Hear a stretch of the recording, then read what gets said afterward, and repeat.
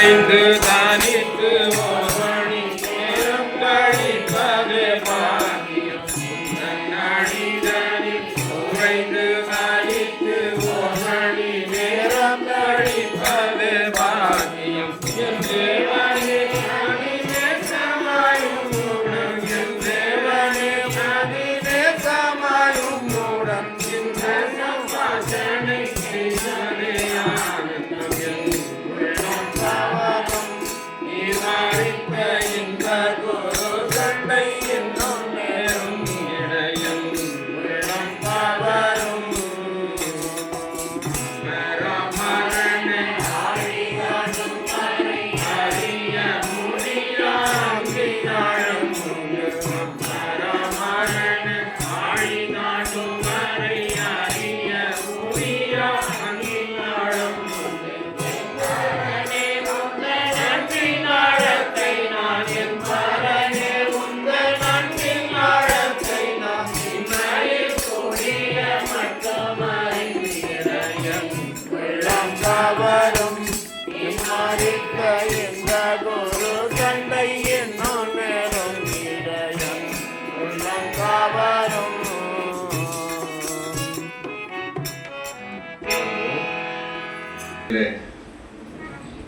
சிலுவை மரணத்தை வேதனையோடு சகித்துக் கொண்டிருந்த நேரத்தில் அருள்நாதராகிய கிறிஸ்துநாதர் மொழிந்தருளின 4வது திருமொழி,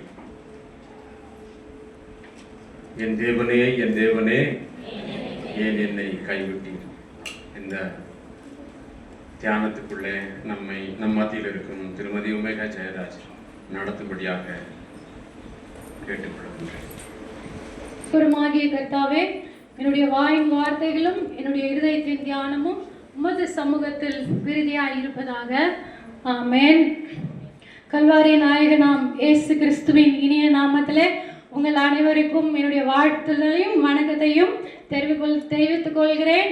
ஆண்டவர் இந்த மாபெரும் பாக்கியத்தை கொடுத்ததற்காக அடியால் ஆண்டவருக்கும் நான் நன்றியை தெரிவித்துக் கொள்கிறேன். யாரெல்லாம் இந்த சிலுவை தியானத்தை ஆழ்ந்து கவனிக்கிறாங்களோ அவங்க எல்லாருக்கும் நிச்சயமாகவே ஆண்டவருடைய அன்பையும் அவருடைய ரட்சிப்பையும் அவருடைய மீட்பையும் கொடுப்பார் என்பதில் சந்தேகமில்லை. இந்த நாளிலும் ஆண்டவராகிய இயேசு கிறிஸ்து சிலுவையிலே பேசின 4வது வார்த்தை மத்தேயு எழுதின சுவிசேஷம் 27ஆம் அதிகாரம் 46வது வசனத்தை நம்ம வாசிக்கலாம்.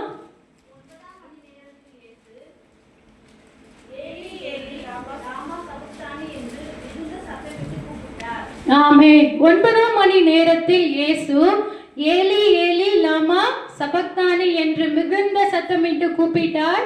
அதற்கு என் தேவனே ஏன் என்னை கைவிட்டீர் என்று அர்த்தமாம். ஹல்லேலூயா, ஹல்லேலூயா. நம்ம எல்லாரும் அவருடைய பாதத்தில் இருக்கிற சந்தோஷமா சொல்லலாம் ஹல்லேலூயா. சரிங்களா? அதே பகுதியை இன்னொரு இடத்துல இயேசு சொல்லியிருக்கிறாரு. மார்க் 15:34. அதை நானே சொல்லிடுறேன். ஏலோயி ஏலோயி லாமா சபக்தானி, என் தேவனே ஏன் என்னை கைவிட்டீர். அப்புறம் இன்னொரு அதிகாரத்திலையும் அதை சொல்லியிருக்கிறாங்க. சங்கீதம் 22:1 என் தேவனே ஏன் என்னை கைவிட்டீர். அன்பானவர்களே, சிலுவையிலே இயேசு 7 வார்த்தைகளை பேசினார் இல்லையா? முதல் 3 வார்த்தை அவர் மற்றவர்களோடு பேசுகிற வார்த்தையாய் இருந்தது. அதுக்கப்புறம் இந்த 4வது வார்த்தைக்கு வருகிற 3 வார்த்தை அவரு எதுக்கு இந்த உலகத்துல வந்தாரோ அதை நான் செய்து முடிச்சிட்டேன் அப்படின்னு சொல்றதுக்காக என்ன பண்றாரு, பேசுறாரு. இந்த 4வது வார்த்தை மட்டும்தான் என் தேவனே அப்படின்னு அவர் சொல்றாரு. ஆனா அவர் எப்படி சொல்லிருக்கணும்? பிதான்னு சொல்லிருக்கணும் இல்லையா? ஏன்னா பிதாவும் அவரும் எப்படி இருக்கிறாங்க? நீங்க சொல்லணும், பேசணும். எப்படி இருக்காங்க? ஒன்றா இருக்கிறாங்க இல்லையா? ஆனா இந்த இடத்துல மட்டும் என் தேவனே ஏன் என்னை கைவிட்டீர் என்று கொஞ்சம் நஞ்சம் இல்லைங்க, மிகுந்த சத்தமாய் என்ன பண்றாரு? என்ன கைவிட்டுட்டீங்களே பிதாவே, தேவனே அப்படின்னு அவர் சொல்றாரு. ஏன் சொல்லியிருப்பாரு? பிதா என்னோட கூட இருக்கிறாருன்னு சொல்றாரு. யோவான் 10:30 நம்ம வாசிச்சோம்னு சொன்னா, நானும் பிதாவும் எப்படி இருக்கிறோம்? ஒன்றா இருக்கிறோம்.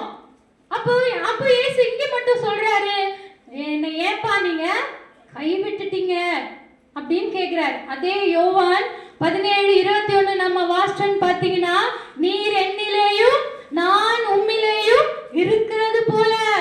யார் யார் கூட இருக்கிறாங்களா? பிதா இயேசுவோடும் பிதாவும் என்ன பண்றாங்க? அப்படியே இணைந்து இருக்கிறாங்க இல்லையா? அவர் ஊழியம் செய்யும் போது எப்படி இருக்கிறாங்க?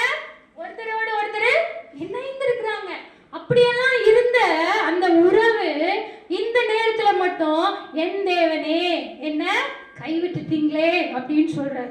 அதே யோவான் 8:16 நம்ம வாசிச்சோம்னு சொன்னா, நான் தனித்திருக்கவில்லை, நானும் என்னை அனுப்பின பிதாவுமாக இருக்கிறோம். நான் தனியா இல்ல, இந்த உலகத்துல நான் ஊழியம் பண்ணும்போது நான் தனியா இல்ல, யாரோட இருக்கிறேன்? என் பிதாவோட கூட நானே இருக்கிறேன்னு சொல்றாரு. எத்தனை வசனத்துல நானும் என் பிதாவும் எப்படி இருக்கிறோம்? ஒன்றா இருக்கிறோம் அப்படின்னு சொன்ன கடவுள் இந்த இடத்துல மட்டும் என் தேவனே ஏன் என்னை கைவிட்டீங்கன்னு சொல்றாரு.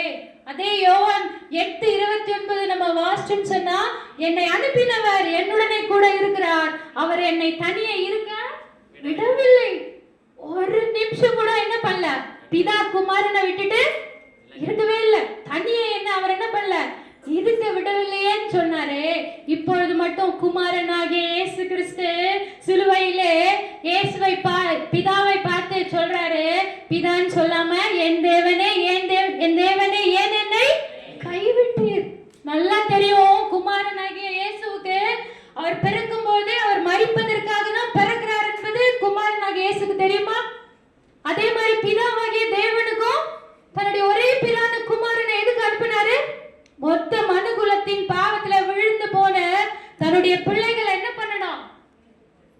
மீட்பை பெறணும்னு சொல்லிட்டு தன்னுடைய ஒரே குமாரனாகிய இயேசு கிறிஸ்துவை என்ன பண்றாரு? இந்த உலகத்துக்குள்ள அனுப்புகிறார். எசையா 53:10 நம்ம வாசிச்சோம்னு சொன்னா, கர்த்தரோ அவரை நொறுக்க சித்தமாகி, பிதாதான் அவரை நொறுக்கிறதுக்கு என்ன பண்றாரு? ஒப்பு கொடுக்குறாங்க. அவருக்கு இவ்வளவு பாடு வரும்